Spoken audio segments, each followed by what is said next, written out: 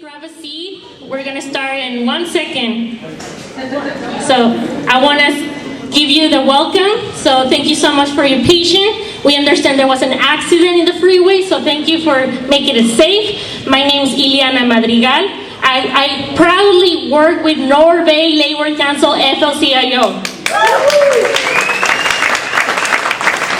And it's my pleasure giving you the welcome for our second forum of this year, and many to come. So thank you for showing up, thank you for supporting the labor movement, and thank you for our panelists to show up in collaboration with Sonoma County Indivisible. So I want to introduce Kim to give another welcome. Yeah, you're getting my name's Kim Keller. You're getting two welcomes because Indivisible and North Bay Labor Council are co-sponsoring this together, because it's so important that all the organizations that are fighting to make things better and to stop what's going on and even get things even better have to work together. So it's been great to partner with you guys. So that's about it. We're going to move the program right on. We've got, thanks to all the speakers, thanks to all of you for coming. We've got a great set of panelists, and I think you'll learn a lot. And mostly we want, if you're not active yet, we've got lots of ideas for how you can get active and how you can get more active. So thank you. And I would like to introduce our political director from North Bay Labor Council, Maddie Hirschfeld. Hi, everybody. See, you can't get away without hearing from me. So thank you again for being here. As Ileana mentioned, this is our second forum. We did a forum about 6 weeks ago on veterans issues that was very well attended and very well received. We started doing these rallies, and we thought, what other way could we be helpful and participate? And so we started doing these forums. And the North Bay Labor Council is proud to do this. We are one of 70 different labor councils in the state that are an arm of the AFL-CIO and the California State Labor Fed as a way to reach out to folks. We work to protect the rights of working people, all people. It doesn't matter if you're a member of a union. That saying that a rising tide floats all boats. That's what we work on. So thank you again for being here, and I hope you enjoy the forum. Thank you, Maddie. And last but not least, Jack Buckhorn, our executive director, is going to give the description on what you have in your hands. Great, again, welcome, and thanks for being here. So we've got a panel of 5 experts. We're going to be covering the economy, the economics of the Budget Reconciliation Act. We're going to go down and then talk about healthcare, how it's going to affect our healthcare, immigration, what it's going to mean for the immigrants that are working in our country, the food insecurity that we're going to be experiencing because of the cuts to SNAP, and the environment. So there are 5 very important areas that we're going to be covering. We're also going to have time for questions. And if you have a question, please, hope you grabbed one of these forms. If you didn't, let me know. We'll be able to pass them out. Write it down, we'll collect them, and then we'll go through it, and we'll, if we have duplicate questions, we'll add them together, so we can get an answer. But we want this to be two-way. This isn't just a lecture that's going out. This is a communication. This is our ability to talk about these very important issues that our country is facing right now. So we need to hear from you. We want to hear from our content experts, and this is the way that you can get your questions answered. So hope you picked one up. If you didn't, raise your hand. I'll get it to you. And we're going to get this show started right now. So, Ileana, are you going to kick it off, or you want me to hand it off to Enrique? Enrique. So, Enrique I'll let him introduce himself, but he's going to cover the big, broad economics of this bill to get us started. So, Enrique, it's up to you, brother. Thanks so much.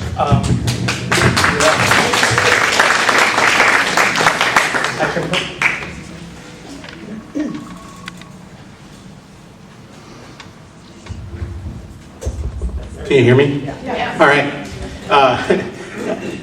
Good evening. Thank you for having me. My name is Enrique Lopez Lira. I'm the director of the Low Wage Work Program at the UC Berkeley Labor Center. I'm an economist by training. And just to give an idea of low wage, the way we define low wage is anyone who gets paid less than 2/3 of the area median income. And so, it changes over time. We have, if you go to the Labor Center's website, we have a tool called the Low Wage Data Explorer, where you can see the characteristics of low-wage workers in California. You can look for a lot of the characteristics by region of the state, and so if you're interested in your region, you can see what the share of workers who are low wage and what industries they're in and occupations they perform and so forth. I was asked today to sort of give an overview on the economic policy piece, and then the rest of the panelists are going to get more granular on the respective areas. I'm going to keep it brief. I only have about 4 slides because I'm really interested in your questions and answering any questions you have that we may be able to answer. So the first slide I want to show you, the numbers are kind of small to read if you're further in the back, but if you just look at your left of the slide, what it shows is how much resources for households who are in the lowest rungs of the income distribution are going to get from HR1 or OBBA, however you want to call the legislation that was passed. And as you can see, the vertical bars are in the negative. So the lowest income households are going to get decreases in the amount of resources that they're going to have when the bill is implemented completely. Now, let me just pause for a minute and talk about what I mean by resources. The bill is a combination of things. It's tax cuts, it's cuts to programs, federal programs. It changes some requirements to qualify for some programs. It also changes other programs like student loans and so forth. So this is sort of the net. If you net out all the all the gains from tax cuts minus the losses from federal programs that these households qualified for, etc., that's what we mean by the change in resources. And if you look towards the right, the highest income households, the bars are all positive. And the highest of all the income households, it gets the biggest increase in resources through this legislation. So this is one of the largest transfers of wealth from low income households to high income households we've ever seen. If you go to the next slide, this is called the Tax Cuts Forum, and like I said, there's many things in the bill, not just tax cuts, but if we just focus on tax cuts, you can see that the poorest of the income groups do not get any tax cuts out of this bill. The richest of the income groups get almost 3/4 of all the tax cuts in this bill. So the tax cuts here are benefiting primarily the top range of the income distribution as well. If you go to the next slide, you can see how this bill is structured, right? And it's going to add $3 trillion to the national debt, and it gives $4.5 trillion in tax cuts. Now, as an economist, the national debt by itself, it's a hard topic to understand. If you're increasing the national debt, but you're using it to improve the economy through investments in its workers and its people and its businesses, that's one thing. But if it's just giving cuts to wealthy individuals, then there's a real question about whether it's worth increasing the national debt by $3 trillion. How they're going to pay for these cuts is on the bottom, the savings bars that you see there. And what you see is that the biggest way they're paying for this is cutting Medicaid. So this is the largest cut to Medicaid in its 60-year history. Medicaid, green, energy, environmental programs are being cut. Student loan programs are being cut. Food benefits for the poorest individuals are being cut. There's other cuts to healthcare, and then it's also changes to natural resources. And those are being used to fund the $4.5 trillion in tax cuts from the bill. How am I on time? Where's the timekeeper? I'm good? Okay. Yeah. So the next slide, the next 2 slides, I just want to talk a little bit about Medicaid because, like I said, Medicaid is the biggest program being cut in this bill, and is the biggest cut to the program in 6 decades. And the effect of this is that millions are at high risk of losing healthcare coverage. The last number I saw was about 12 million people will lose coverage expected under the bill. And Medicaid primarily impacts the most vulnerable.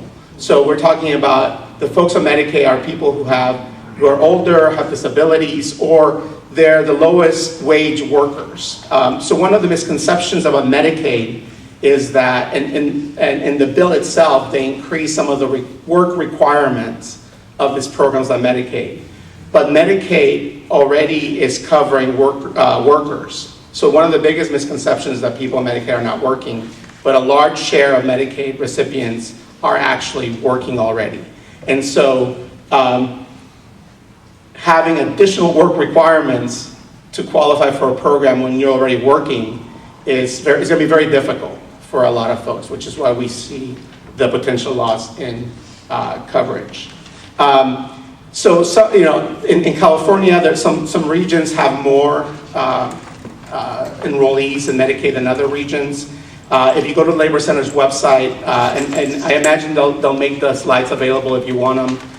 There's links to some of the reports that our healthcare team has done, and they have a breakout of who's enrolled in the share of people enrolled in Medi-Cal, by county.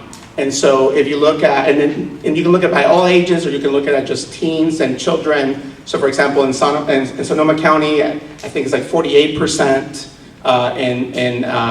In Marin, it's like 35%. So you can see by county. They also have it broken down by congressional district. So there's different cuts to the data. So you can see more granularly how this will affect your region. So losing healthcare coverage doesn't just affect the workers. There's economic impacts that go beyond that, right? So this next slide here is just talking about some of these other things. So we expect that because of the cuts to Medicaid and the loss of coverage, there's going to be a loss of jobs. The latest estimate we have is about 217,000 jobs will be lost in California through these Medicaid cuts. In Sonoma, it's anywhere from 1,000 to 2,000 jobs that are expected to be lost. If you look at Sonoma, Marin, and Napa, you're looking at 1,700 to 3,400 jobs that will be lost from the cuts. And then there's the ripple effects, right? So there's a thing that economists call multipliers. When you go to the store and you spend $1, the store owner gets $1, but now he has $1 to spend somewhere else, and so forth. So there's a ripple effect to these things. And so the economic impact goes just beyond the individuals affected. It goes to the suppliers of healthcare companies. It goes to the people who support these jobs just through being merchants around where they work and so forth. So there's ripple effects that go beyond that. And then there's the lost state and tax revenues. And if you follow California fiscal situation at all, it's already in some trouble. And so there's additional losses from this. So I've gone very fast, and it's an overview, but I'm happy to answer questions in more detailed questions if you have them. But the idea of this is that no matter what analysis you do, and by the way, a lot of these numbers come from the Congressional Budget Office, which is a nonpartisan entity whose job is to analyze the impact of legislation. You'll see that no matter how you look at this bill and how you slice it, is a wealth transfer from the poorest to the richest. And there's economic implications for all of us, not just for those poorer households who are getting targeted through this legislation. So I'll stop there and move to the next panelist. And again, happy to answer any questions you may have. Thank you.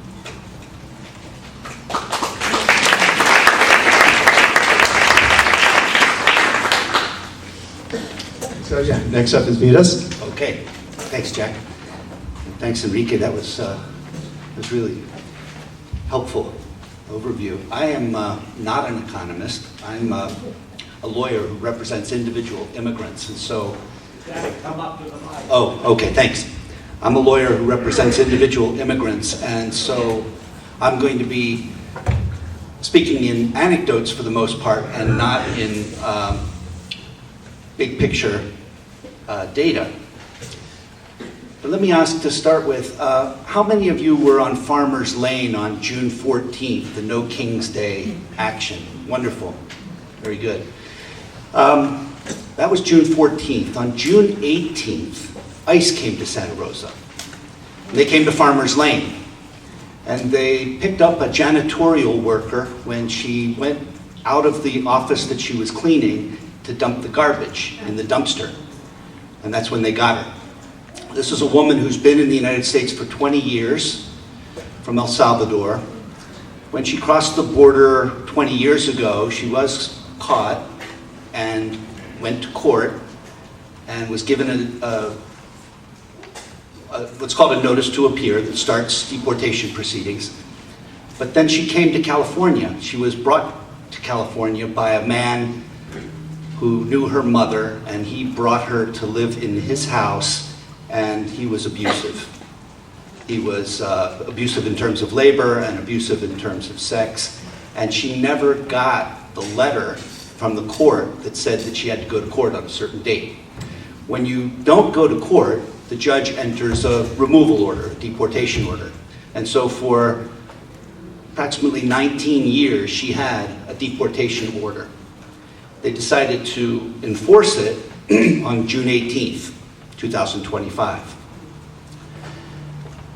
We'll call her Ms. M for privacy sake. Ms. M was taken to San Francisco first, and a wonderful lawyer down there in San Francisco who works with the Rapid Response Network, Katie Kavanaugh, filed a motion to reopen that deportation order with the court that had set it. And then she called and tried to find legal help here in Sonoma County, and we volunteered, it beat us, and so we supplemented that motion, and the judge granted our motion to reopen and removed her removal order. Okay? She no longer has a deportation order. That doesn't give her legal status in the United States. And so she's still at Mesa Verde Immigration Processing Center in Bakersfield a month later. Now, one reason I wanted to tell you the story of Ms. M is that she has diabetes. And they're not giving her her medicine as they should be. Back home, she would be getting shots of insulin, thank you, twice a day, and taking an oral medication as well. But she tells me that she gets the oral medication from time to time, and maybe gets the shot of insulin every other day. And consequently, she's been to the hospital 3 times in the month since she got to the Bakersfield detention facility. And she told me that on one of those occasions, her blood sugar measured at 700. Those of you who know about blood sugars know that that's outrageous. Typically, a fasting blood sugar is under 130. Even after a meal, it should be 200 or less. This is 700. So this is a woman who's doing badly, and when I speak to her, I can hear that she's not able to really tell me her story very well. Why do I bring this up in the context of this OBBA, this HR1? Because what that bill is going to do is ramp up what happened to Miss M in a horrifying amount. It's $170 billion for immigration and border enforcement. $170 billion. Of that, $29.9 billion goes towards ICE's enforcement and deportation operations, so hiring more ICE officers, and it's estimated to increase ICE's annual budget 3-fold. Okay, so we're going to be looking at 3 to even 4 times the kinds of activities that we saw on the TV, on YouTube, in Los Angeles, around the country.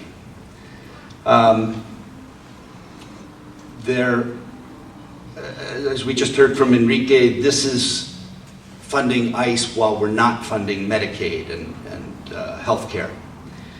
They're, interestingly, capping the number of immigration judges to hear people's cases at 800. So they're not really interested in having people go through the due process that's been set up. What they're interested in is building camps, building facilities. Now, we are the victims of our own success here in Northern California, and the interfaith movement for human integrity, amongst other groups, churches, managed to get closed the immigrant detention center in Richmond and the one up in Yuba County. And so we don't have immigrant detention in Northern California, and so if you represent somebody, you have to go down to Bakersfield or Adelanto outside of LA. But they're talking about possibly reopening that Dublin federal prison facility as an immigrant processing center. And of course, Donald Trump talks about Alcatraz. There's $46.6 billion for border wall construction. As the American Immigration Council says here, that's more than 3 times what was spent on the first Trump term, despite the failure of the wall to improve or contribute in any meaningful way to border management strategy. And then there's this $10 billion fund to reimburse the Department of Homeland Security for costs related to, quote, safeguarding the borders of the United States to protect against the illegal entry of persons or contraband. That's what they say. That's their narrative, right? But in fact, what we find is that they're pulling Customs and Border Protection agents off the border, where they would be screening for fentanyl and other contraband coming into the country, in order to help ICE in the interior of the country pick up workers. And I say workers because the analysis is that 69% of the people being arrested are not felons. They're not even misdemeanors, right? Some 7% are convicted of violent, serious felonies. So the gap there, what is that, 76%, so 24% are just misdemeanors. I see I'm running out of time. Let me just tell you that we've got a table in the back there. It says Vidas Legal, and there are some action steps. There's a little flyer that tells you about Vidas, but then tomorrow there's a webinar being put on by National Day Laborers Organizing Network, NDLON, on how you can help at Home Depots or other labor shape-up corners, help protect immigrants. I invite you to go to the table and see what we've got. Thanks.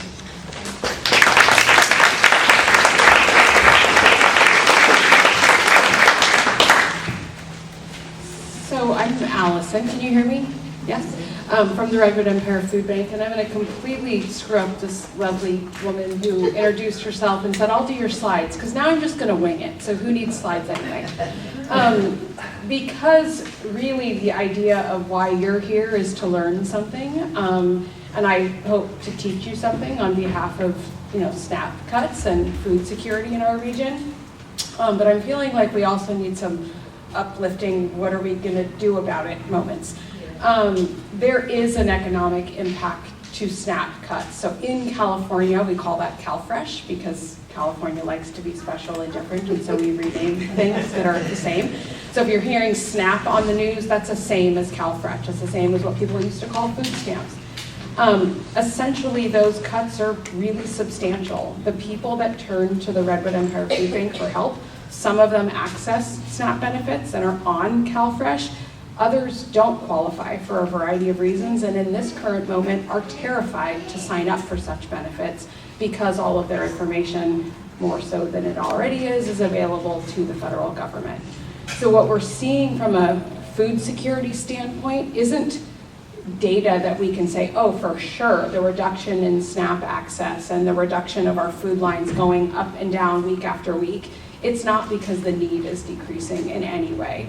It's that fear is so imminent for people that when ICE was in Santa Rosa in June, I mean, we were sending food back on our trucks, which is not a normal thing. So after distributions, we're calling drivers and saying, so can you come pick up pallets of food? Because people weren't coming for food distributions.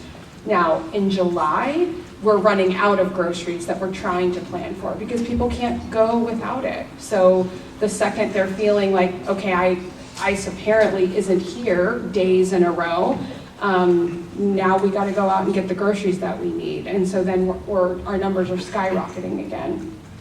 Really, we need to continue to be nimble because we don't know how long this roller coaster is going to last. And the Redwood Empire Food Bank prides ourselves on being super accessible and really kind and really welcoming and having a proxy system that somebody can pick up for somebody else as long as that participant has given them permission. That has nothing to do with immigration, but it certainly helps in a time like this. So it could be that somebody says, oh gosh, my neighbor has a car, they're willing to help, or I have a medical appointment, I'm gonna have my daughter-in-law go for me. They don't have to tell us that it's because they're concerned about immigration. They don't have to tell us the relationship of who that person is picking up for them. But we are looking for allies in the space. We're looking for volunteers that are still greeting people, with a smile and without judgment, because respectfully, we don't care what their status is. We're here to make sure that they have the food that they need to support their families. There is a large economic impact. So speaking about SNAP benefits, and it's not just to the people that would otherwise be using those benefits for groceries, but it's the grocery stores, it's the delivery drivers, it's the food manufacturers, it's those people stocking the shelves. So really SNAP benefits, even the Redwood Empire Food Bank, we say, wow, we can turn your dollar into $3 worth of food. Well, SNAP does that times 9. So even just relative to all that we could do in our community, we can only do that really coupled with SNAP benefits for people, because there's no way that we can make up the economic impact to the delivery drivers and the food manufacturers and so on down the line. So really, I just implore everybody to be bold and loud and join our advocacy efforts. Stand up for what's right and try to help people, because it's going to get certainly more and more ugly as these cuts come, because they're not really taking effect until 2027. So the fact that we've served more people ever in our history in March and April, of 65,000 individuals in each of those months, in our community where there's access to services and incredible wealth for some. So we live in a beautiful place, but it's expensive for people to live here. So that's just the people that are willing to swallow that pride and the inconvenience of waiting in line. That really, again, is not even an indication of what you all could do. So there are smaller organizations that are saying, how can we help? Are there people that need us to pick up groceries for them? I emphatically say yes. However, I emphatically do not have their data to know who they are, to say, oh, well, they don't have legal status, help them. I don't know those things, but I implore you in your own communities and small groups to say, I'm happy to pick up groceries for somebody, who is it that I'm picking up for, and how do they provide me access to do so? So thank you, and happy to answer questions too after the fact.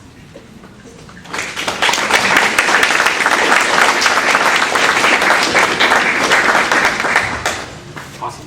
Good evening, everyone. My name is Elliot Enriquez, and I am the Director of Government and Community Relations for the Petaluma Health Center. I've been with the Health Center for about 11 years this month, actually, and I've been working in community health centers for 15. And I can safely say that during that tenure, our community health center network in Sonoma County and in the state of California has never been so vulnerable. And unfortunately, we're not just being attacked at the federal level, we're actually being attacked and pummeled at the state level as well. And I'll get into that in a little bit. So I did bring a few slides, and we're gonna go to the second one. And I do really wanna showcase this slide. I wasn't sure how much time I had, but now I really do, because I want everyone to see what we have to risk here. So the Petaluma Health Center is a nationally recognized health center. It's recognized to be one of the best community health centers in the state of California and also in the country. We offer over 20 on-site different services across 12 sites in southern Sonoma County and also in Marin County. So we actually have patients in Sonoma and in Marin. We're a very strong local employer. We provide over 500 jobs in Sonoma and in Marin counties. So, and these are minimum wage jobs. Our entry-level positions start at $22, I think $23 an hour now. And all of this is at risk now. We have built this organization for over 20, almost 30 years now, and we're about to take a huge step back in our community. We are the safety net, I like to say, for the low-income folks, because not only do we provide medical care and quality medical care for everyone in our community, but we also partner with almost every other local agency to make sure that these patients are getting all of the other safety net services that they qualify for. And that's just the Petaluma Health Center. If we can go to the next slide. So in Sonoma County, we're actually a very unique county in the entire state of California.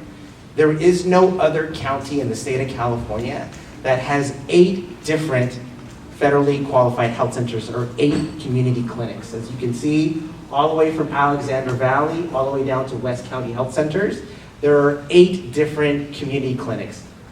Amongst those 8, we have 37 sites all throughout Sonoma County that provide care to our most vulnerable communities. And not just our vulnerable communities, because we see everybody in the community. Next slide. Okay, so this is just a bit of a breakdown in terms of our patient data in Sonoma County. So as you can see, community health centers in Sonoma County, we serve approximately 126,000 patients. That is 1 out of every 4 people here in Sonoma County, right? Total Medi-Cal patients, just amongst community clinics, we have 77,000 patients. Medicare patients, because we see also a lot of Medicare patients within our region, 14,000. And then we have a total of 14,000 uninsured patients as well, okay? And now, for the bottom 3, that's who's really going to be targeted and is really being targeted by federal and state cuts that we're going to be feeling at the beginning of next year and also into 2027. Next slide. Okay, so for those of you who don't know, what do we mean by low income, okay? And these are the federal poverty guidelines, and I hate to use the word poverty because it's not really reflective of what's on this slide, but this is what we use for families to kind of teach them what programs they qualify for here in the state. And this is statewide, all right? This is a slide that I pulled from the Covered California website, but Sonoma County's in here as well, right? So in order to qualify for Medi-Cal, which we've been talking about, which is also Medicaid for those of you who don't know, for a family of 4 in Sonoma County, you cannot make more than $44,367. If you make $44,368, you do not qualify for that program. So imagine a family of 4 in Sonoma County making that amount of money, trying to get by, and then all of a sudden, go to the next slide, they're going to get hit with work requirements, right? Now, for us in Sonoma County, that's not really a big deal, because the majority of our patients, the majority of people who actually have Medi-Cal or Medicaid are working families. They're what we call the working poor, right? So many of them will not be hit.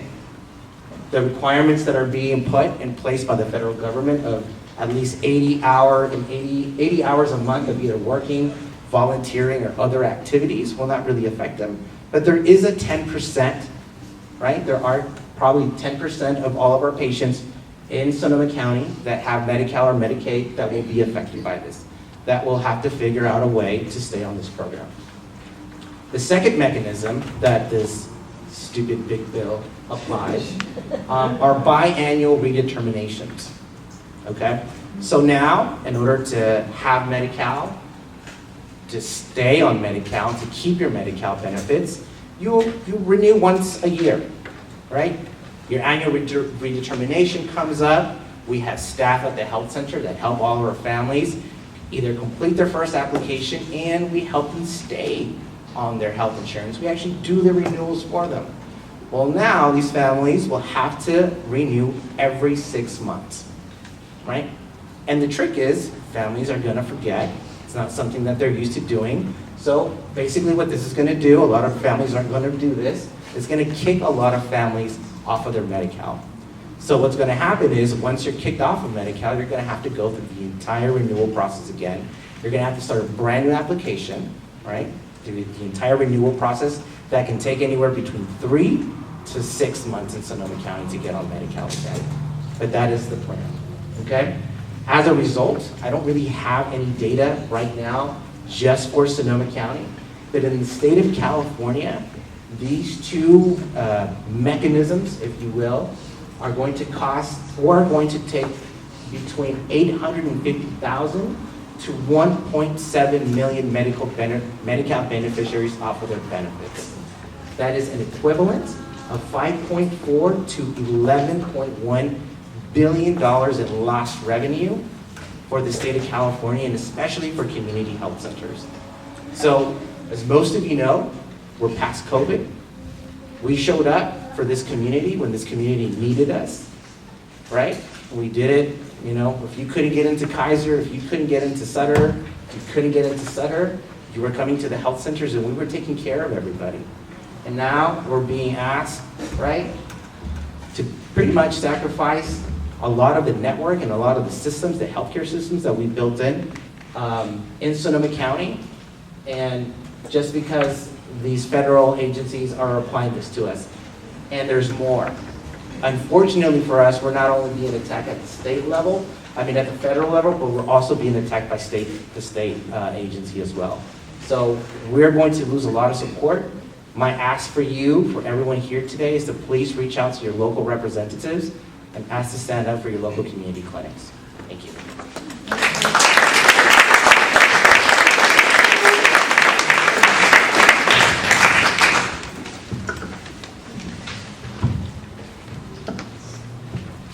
Hello. Can everyone hear me all right? Louder? My name is Una Glass. I'm the Executive Director of Sonoma County Conservation Action. It's Una Glass. Sounds like a company, but it really is my born name. So I am here to talk about the effect of the big ugly bill on the environment.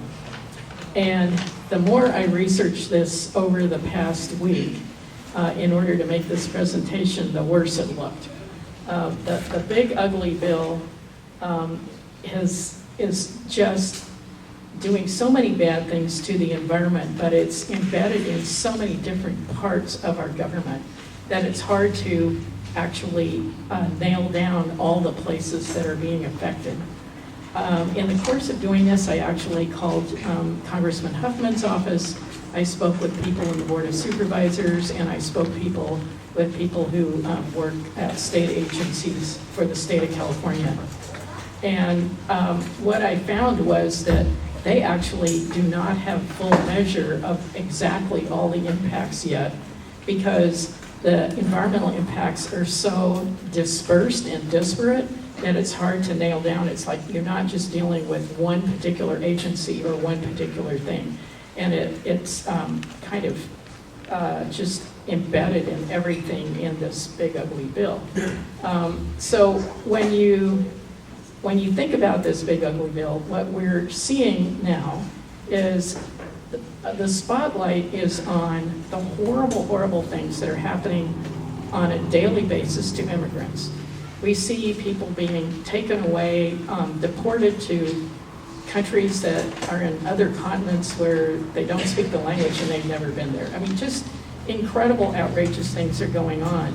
So we're spotlighted on that, and obviously those issues are very imminent. There are issues that are affecting people right now, and if they don't get help right now, as you've heard from everybody here, people are going to be without food, they're going to be without health care. And those are very, very critical matters. However, the environmental damage of this bill is more of like the silent killer, the degradation, and it's actually the kinds of things that are done with this bill represents an existential threat to us as humans and our planet. because they've pretty much completely undone everything, all the progress that was being made towards mitigating climate change and solving the issues of our environment. So the thing about this bill is this is just the beginning. This is the Project 2025 people setting the table so that there will be more cuts. And this bill is just about taxation and mandated programs. Now, after this, we're going to be seeing more cuts and more information and more budget process and more deletion of various agencies and getting rid of more personnel on top of all the crazy things that have already come from DOGE. So what does this bill do? It's, to start out with, it's opening the floodgates to reckless drilling and mining across millions of acres of public land and along America's coast. So if you can think about offshore drilling, about opening up more oil and gas exploration, of releasing more toxins in the environment, this is the bill for you. This bill will also increase Americans' energy costs. They're putting up roadblocks to clean energy projects that have been, the rest of the world is all on board with moving towards clean energy, not us. We're going massively backwards. It supercharges reckless oil, gas, and coal development while gutting safeguards for clean air and water, putting families, especially in the front line, and particularly tribal communities, at greater risk of asthma, cancer, and toxic pollution. So this bill is setting us up for the silent killer. It's not the thing where people are going to starve immediately. It's not where people aren't going to get health care immediately, but the impacts in the long run mean that all of us are going to be exposed to more toxins and more climate disasters. This rescinds funding to protect communities from climate disasters. So it's defunding programs that help communities build resilience to floods, fires, and other climate-related disasters. So here in Sonoma County, that's pretty darn important to us. We've seen what happens with the results of climate change, the results of drought, and so on. And this bill takes away funding, and you can think about taking away that funding for helping our county do wildfire hardening, helping people make sure that their homes are safe from wildfires by helping them do the right measures to make their homes more safe and renters' homes more safe. Well, that money's going away, but on top of that, there are these plans to gut FEMA, which is the agency that rescues people after the results of these climate changes are manifesting in our communities. We can just see an issue or an example of this today where the Trump administration refused to give money to help Maryland, a blue state, recover from recent floods. They gave money to Texas, but they didn't go give money to Maryland. So that's pretty incredible. So what's actually happening in our area? Like, I tried to find out, because our county government doesn't even realize or hasn't analyzed yet all the impacts of this, but I found out about a couple of examples. So one of the things that got defunded was a grant that would help fishermen out in Bodega Bay get more efficient ice production equipment that will stop using illegal refrigerants and help them be more economically viable with more efficient equipment. We've lost another grant that was for fire hardening and helping homeowners, especially low-income homeowners, respond to the fire threat by removing debris, et cetera, around their homes. This is just two things that have happened in our community. I could go on, like I actually have this massive list. It's 69 impacts of this bill on the environment. and I could probably bore you to tears if I read all of it. But suffice it to say, these proposed cuts are going to massively cut back on the ability of national parks, the Bureau of Reclamation, the BLM, NOAA, the Forest Service, and so many other agencies to engage in the environmentally positive activities they have done in the past. And this work that is being, these jobs that are being taken away by this, as well as the new climate friendly energy projects that we had in place under Biden are all going away, which means this affects jobs, not just our environment and our health. And if you have any questions, I'll be in the back there next to the Conservation Action sign. And I can answer questions here today. Thank you, Wendy. Thank you, everybody. I want to ask you to give a round of applause to all our panelists, and also, if you have a question card, please raise it to the air so we can collect them. And then Jack and Maddie are going to be reading the questions that we have collected so far. So if you need one, please let us know. Let's get started. So we've got a pretty good collection of questions so far, and that's great because this is a conversation and we need to get it started right now. So I'm going to just go from the top down. This first one I think is for Enrique. And it says, what can the governor and California legislature do to address the massive transfer of wealth to the upper 1% and levels of inequity in California compared to the 1920s? More progressive taxes, these are questions. Raising the minimum wage, question. Protecting the right to organize a union. So any ideas on policy that we can implement in California to address this? Yeah, that's a great question. So definitely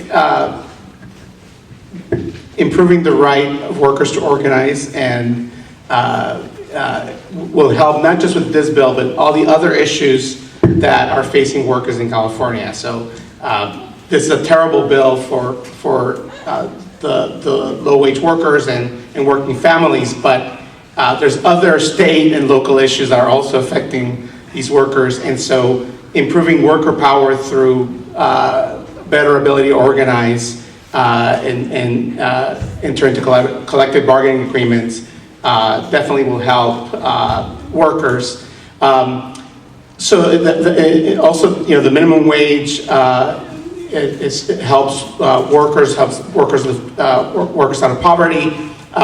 Recently, we've seen in the state of California, as usual, sort of leads the way in many of these things. So we've had sectoral minimum wages in fast food and healthcare that are sort of the first in the nation. That's lifting a lot of those workers also out of poverty and improving their lives, but it's not enough. And so at the Labor Center, we do, periodically we do studies called the public cost of jobs in X industry, so like probably cost of jobs in construction. And what we find is that in some of the lowest paid industries in California, workers have to rely on these public programs like SNAP, like Medicaid, like the Earned Income Tax Credit in order to make ends meet because they don't get paid enough to be self-sufficient. So the minimum wage is one tool to help workers as some of these rely less on these programs, but it's not enough.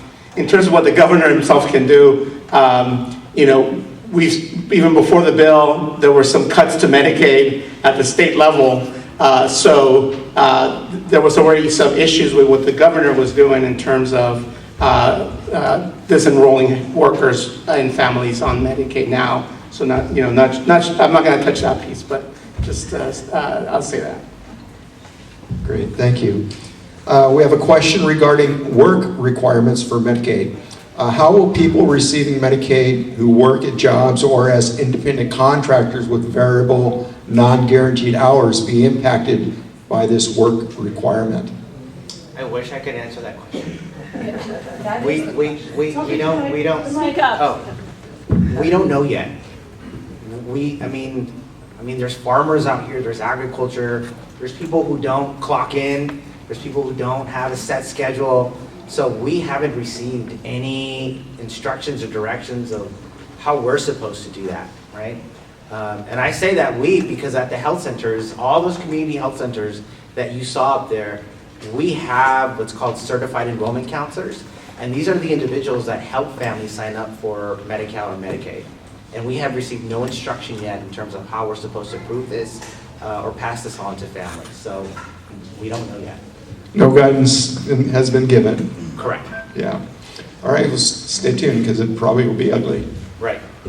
If I can just add one more thing, and not just to this question, but also to the previous one, is that a lot of the major cuts in the bill will not be implemented until after the midterm elections, and that's very strategically.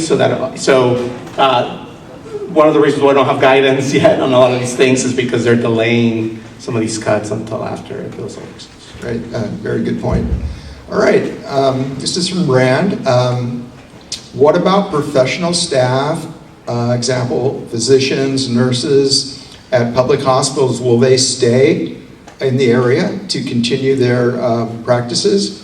My dentist has considered leaving the country. Apparently Europe and Canada have been offering positions. And then a second question, how will this affect the WIC benefits? And let me just say, we had a Labor Council meeting last night. We're told that Kaiser is laying off nurses right now in San Rafael. So I think they're, it's affecting nurses. They're being laid off from a very successful and profitable nonprofit in California. The entire healthcare landscape is going to shift. It's going to shift and it's going to move in ways that we haven't seen before in the state of California. And we don't know what that's going to look like. But if Kaiser is letting go of nurses, that is not a good sign for, is it not on? Who turned this off? The light was on. Yeah, okay, okay. Yeah, it's not a good sign that if Kaiser's already letting go of staff, especially nurses, that is a pretty dark sign for the rest of us. Kaiser is kind of the gold standard in terms of care and money.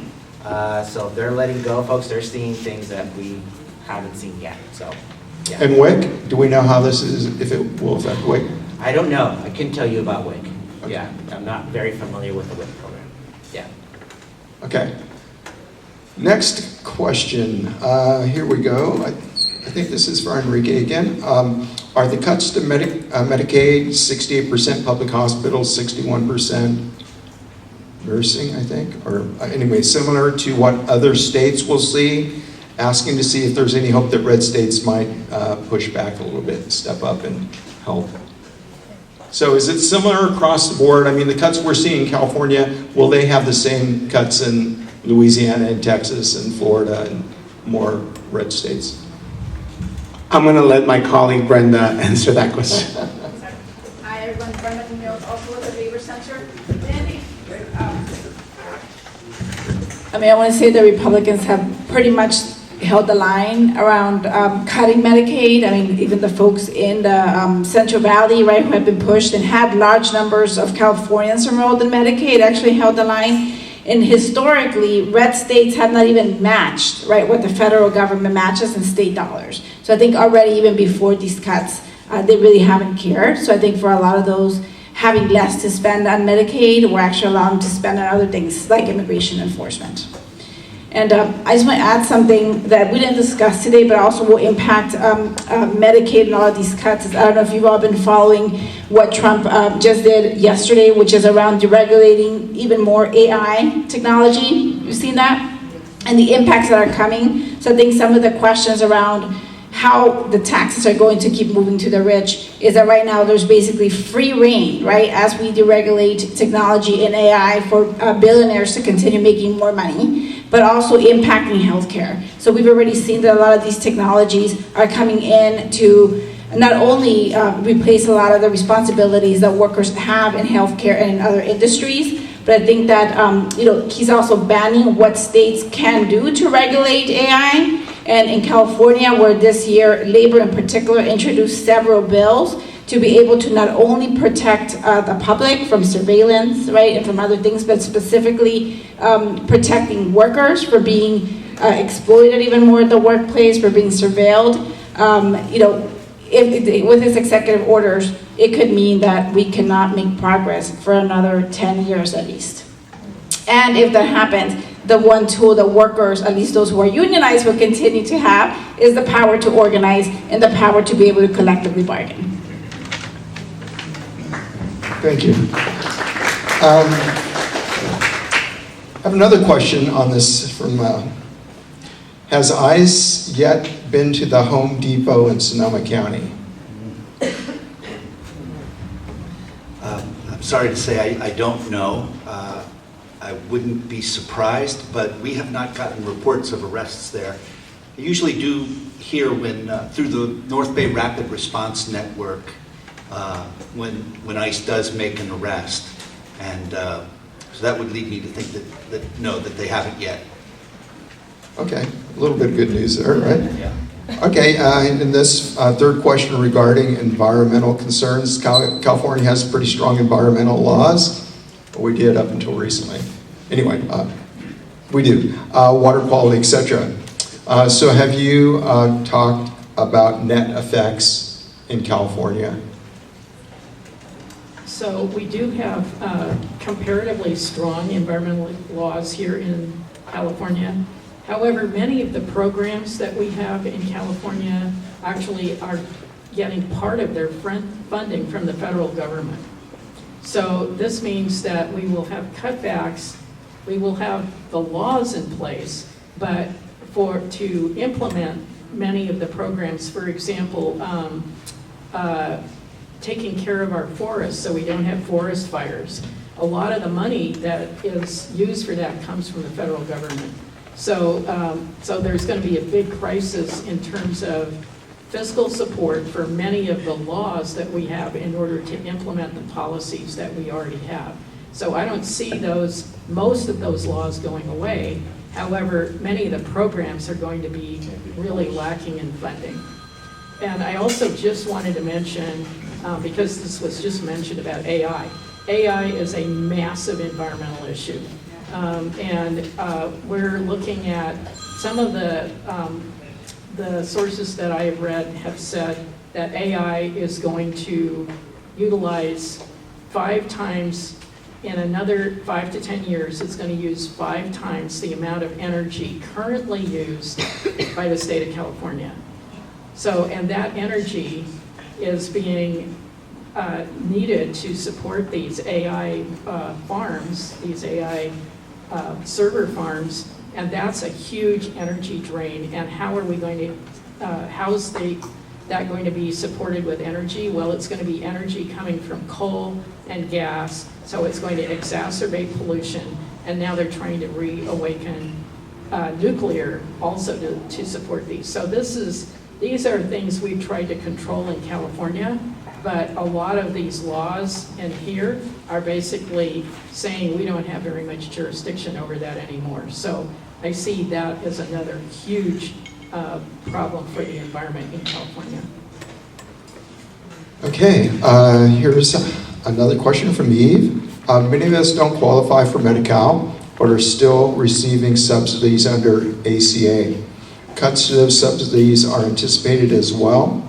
Have you tabulated impacts of these cuts on the ACA?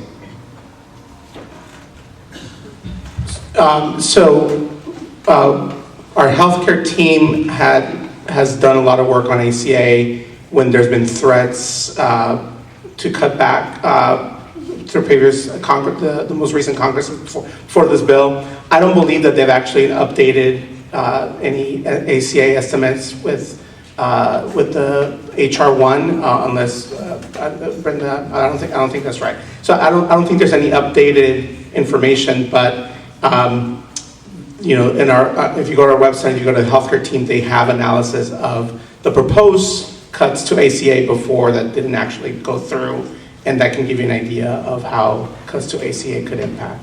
Okay, and here's a similar question regarding partnership health plans.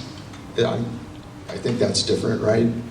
Is there any analysis on partnership health plans? We haven't done any analysis on that. Okay. But there is some analysis on the website regarding health plans in a bigger context. Correct. Okay. All right.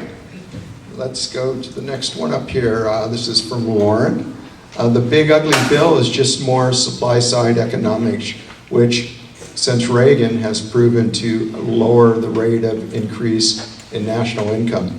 It has cost the U.S. trillions of dollars, most of it piled up in national debt, and is now a threat to national and economic security. Why has this bill, the latest installment in supply side economics, been allowed to pass by Americans given its devastating consequences? Well, elections have consequences. I think that is obvious. So part of what we're trying to do is educate what this bill does, and that elections do have consequences, and that there's a chance to change it in the midterms and maybe get some balance back in this government. But I don't know, do any of you have any, that's just my 2 cents. Here, here. Yeah. Well, Yeah. the only thing I would add, though, is that the drafters of this bill do know the elections have consequences, which is why they push a lot of those major cuts till after the midterms. There's also some temporary tax provisions that are like reducing taxes on overtime, reducing taxes on tips. And if you look at the U.S. map, the largest share of workers who would benefit from those temporary tax cuts are in the Midwest and South, and so that's also another political move to be able to campaign on and say that they are giving tax cuts to these workers. The truth about those is that they're temporary. They go away in 2028. There are very few people who would benefit from those cuts, and they're very limited. So you can only get cut on 25,000 of the tips and only 12,500 of the overtime. And so there's very few people will benefit, but they sound good. They're good sound bites. So there is some strategy in the bill. Yeah, Una. So about the elections having consequences, I feel that one of our really critical problems here is that we know elections have consequences. Why did people vote for this? And if you look at all of these issues, so many, Medicare, Medi-Cal, food, the environment, and so on, most Americans don't really support what's being done. However, our essential problem is information. And we're trying to deal with the information problem here with this forum. However, when one of the largest news networks in the country is Fox News, people don't read newspapers anymore. We have a real dearth of education about what the consequences of things like this bill are and what's actually going on in our country. So how are we going to fix that? And I think the way we fix that is on the ground. We have to start talking to our neighbors, even here in our nice little progressive green bubble. We need to be talking to our community about these issues and working to educate our fellow residents and citizens in our county, because the problem is most people just don't know exactly what's going on. And our elections are increasingly being just a poll of market share of media. So we need to fix that, and we can do that by talking to people and being boots on the ground. Yeah, thanks for that. Yeah, you're here. So I've been saving a couple of questions regarding actions. What do we do to change the environment that we're in right now? And part of what we're going to be presenting here towards the end of is some actions that you can actually take. And I forget, a young lady came up to me and said, she's thinking about starting a website or a blog or something that says, an action a day keeps the tyrant away or tyrants away. An action day it's good for our mental health, right? If we're really upset with what's happening, what can we do about it? Well, there are a lot of things we can do about it, from very easy things to committing to go to CD3 and precinct walk and everything in between. So we're gonna have a little section here towards the end where we're gonna highlight some of the organizations that are trying to put together programs that are going to make a difference and change this this paradigm we find ourselves in right now. But I've got another question here that is, I won't read the whole thing, but basically I have a family member who has schizophrenia, unable to work basically because of this disability, and too sick to work and stay employed for long. So is there a way that this person can stay on Medi-Cal coverage given this illness that they have? There will be exceptions. I think that would be one of them. But again, we haven't received any specific data in terms of who gets to stay, who doesn't, or any requirements. Yeah. There will be exceptions. So this has a few questions on it, so I'm going to pick a little bit. Can we decrease exposing recipients of CalFresh to ice? You mentioned about picking up food for them, but are there other ways to do that? Reduce their risk of being confronted by ICE? Yeah. Well, no. I mean, when we pride ourselves on being a public-facing, I mean, we're here every Thursday, twice a day, with massive lines and happy people greeting them and sending them away with a bounty of fresh produce. So, I mean, part of the accessibility is being in public places that people can easily find you. That's, in a normal environment, that's great, so we're not hidden and hard to find. We have been doing just internally at the food bank kind of risk assessment. So we have a Get Food page, which you can just go on and find out in any given moment where you could get food this afternoon, where you can get food tomorrow, and what community, and what time, and what's the address, and do we have diapers, and all the things. And we've been doing that risk assessment to say, okay, is this also a roadmap of disruption? And it is. But we're still seeing new people that have never come to us before every day. And so how do you remove the resource of how they find out where to access food, but also it is this, it's a roadmap.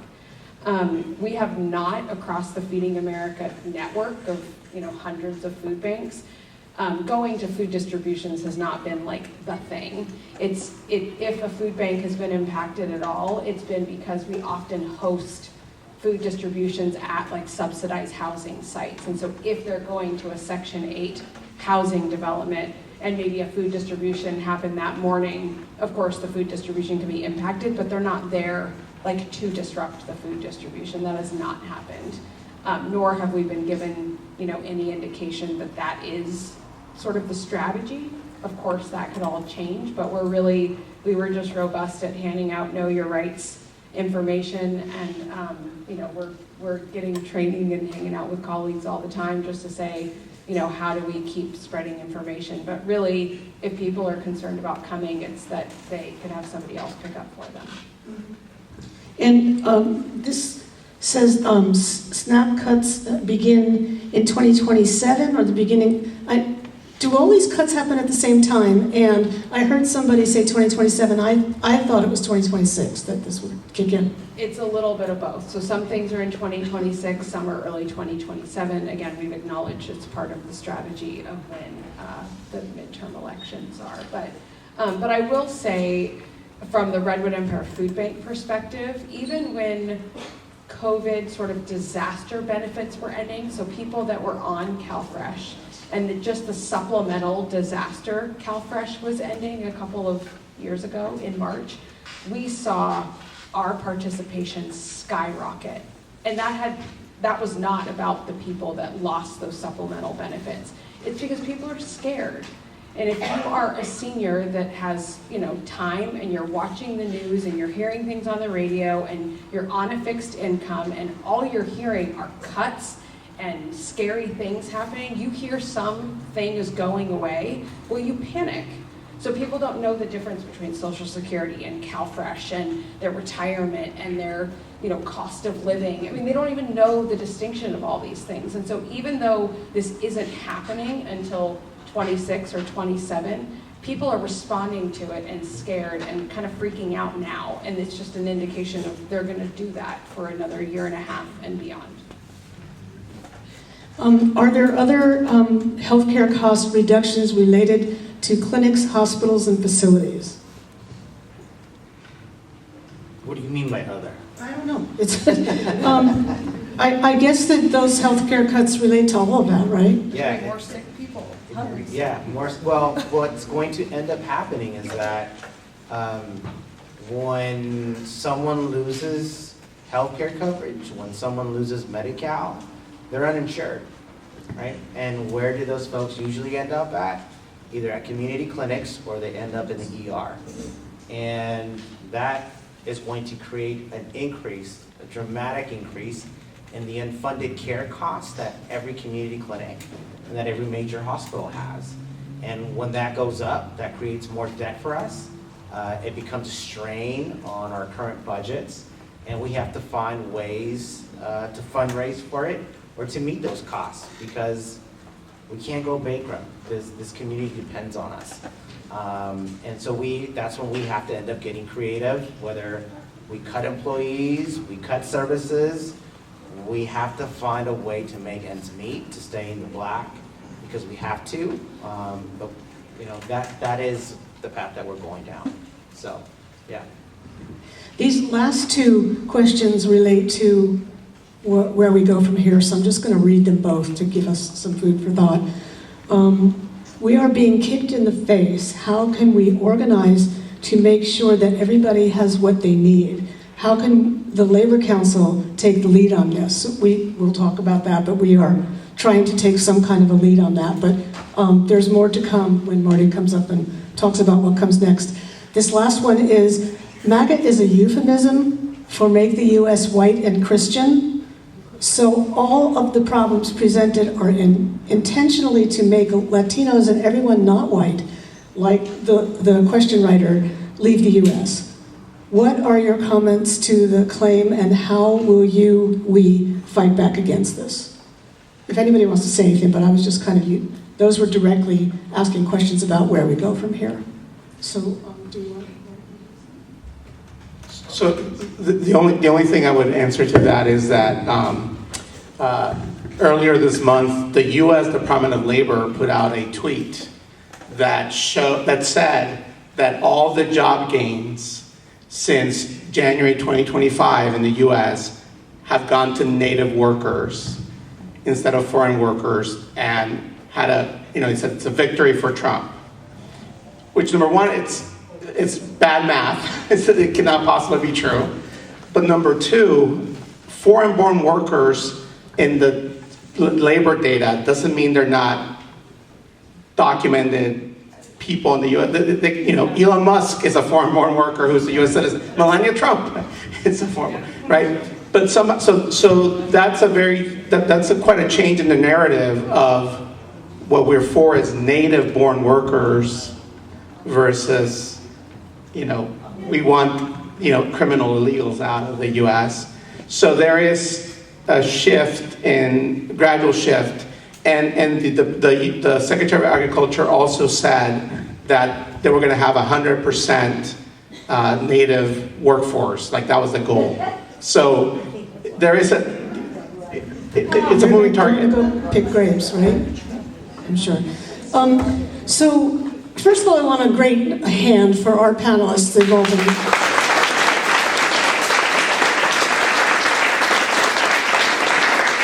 So before I invite Marty up to talk about where we go from here, I just want to say that there's a lot to do, and we've been doing a lot of it.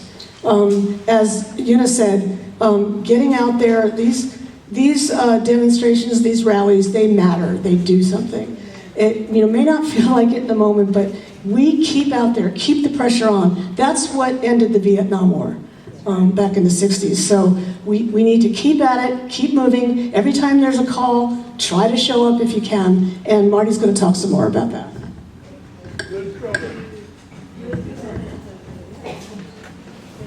Hi there. I'm Marty Bennett with Unite Here, Local 2, representing hotel workers. And I'm also a delegate to the Labor Council. And we hope this forum, many of you are already involved. We hope this forum will inspire you to become even more involved.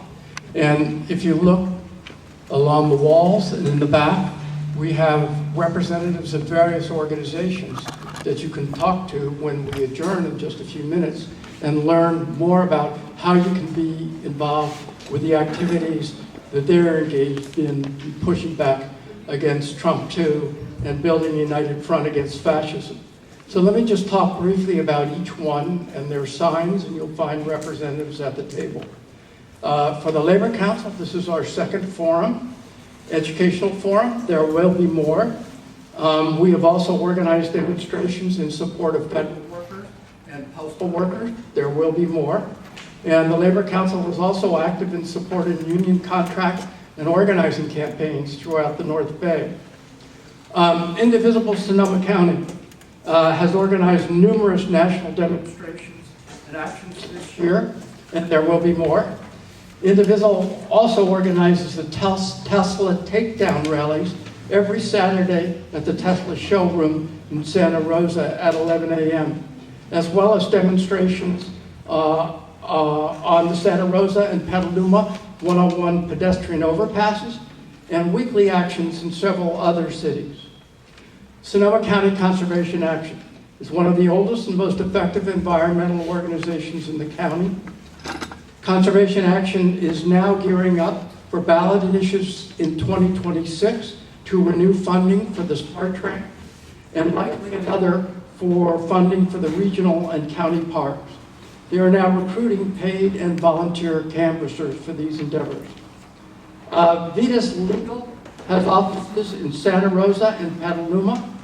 Vitas offers a wide range of legal services to immigrants.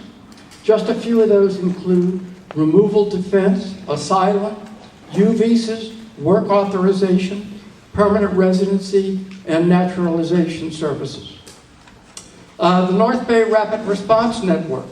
It distributes the red and yellow Know Your Right cards throughout the county, operates a bilingual hotline, provides legal observer training for ICE raids, and organizes accompaniment teams for immigrants seeking asylum or those targeted by ICE. Healthcare for All Working Group is an organization with strong ties throughout the North Bay and the North Coast, fighting for guaranteed universal health care for all in California, or single payer, financed through a much more progressive tax structure, as well as the removal of profit-making insurance companies from the entire healthcare system. Red Roof Food Bank provides a range of services for families experiencing food insecurity, including distribution to immigrants who are afraid to come to or visit the food bank. They also offer nutrition classes and work on campaigns to address the root causes of hunger. Over 11,000 volunteers work at food banks in Sonoma and 4 other counties. Finally, Veterans for Peace and other veterans groups are organizing a weekly vigil at the Santa Rosa VA from 11 to 1 on Fridays to support the VA staff and protest cutbacks to veteran services. And I believe we have the Sonoma County Democratic Party here tonight, who's organized a broad coalition to push back against the Trump 2 agenda, and they are canvassing in red California districts that they think can be flipped. So go to the table, talk to the representatives, and we hope to be working with you all in the future. So I just want to end by saying that you can go to our website and Sonoma County Indivisible's website. We try to keep that updated with every rally that's happening, what day, where, and so forth. So if you check those two, you pretty much will be kept in the know. And did you have? Yes, I also want to acknowledge our 2 amazing interns from UC Berkeley summer internship. So Emma and Kiara, thank you for keeping us on time and helping us, and we're very grateful for the 2 of you. Really quickly, we also wanted to give a big shout out to Ileana for putting this whole thing together and for even getting us to be here interning at this amazing site. So thank you, Ileana, you're the best boss ever. We've seen her working really hard the past 3 weeks, every single day for this event, so I think we should do a big round of applause. She cares a lot about everyone in this community and the people at her job and everyone, so yes, many rounds of applauses for her. Another round of applause for our panelists. Thank you so much. Yeah, and eat the food. There's more food back there.